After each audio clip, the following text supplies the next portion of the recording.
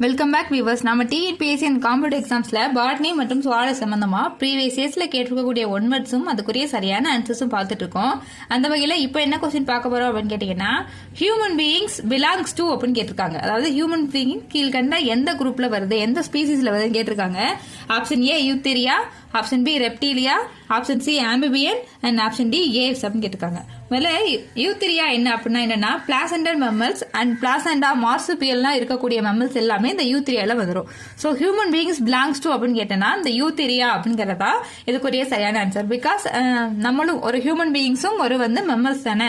So நம்ம இந்த யூத்தீரியா அப்படிங்கிற ஸ்பீசிஸ்குள்ள வந்துருவோம்.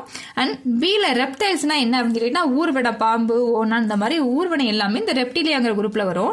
அண்ட் ஆப்ஷன் சில இருக்க ஆம்பிபியன்ஸ்னா இருவாழ்விகள், நீரிலும் நிலத்திலும் வாழக்கூடிய இருவாழ்விகள், தவளை இந்த மாதிரியான உயிரினங்கள் வந்து இந்த ஆம்பிபியன்ஸ்ல வந்துடும். அண்ட் ஆப்ஷன் டில இருக்க ஏவ்ஸ் அப்படின்னா என்னன்னா, பேர்ட்ஸ் எல்லாமே இந்த ஏவ்ஸ்ங்கிற கேட்டகரியில வந்துடும்.